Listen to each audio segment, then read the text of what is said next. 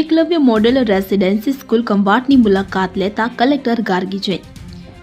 Eklavya model residency school વિદ્યાર્થીઓને મળતી સુવિધાઓ વિશે તેમના અભિપ્રાયો મેળવતા જિલ્લા collector.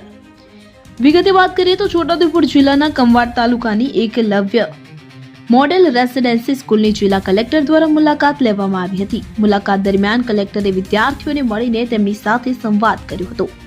Eklavya model residency school વિદ્યાર્થીઓને મળતી સુવિધાઓનું કલેક્ટરે નિરીક્ષણ કર્યું હતું.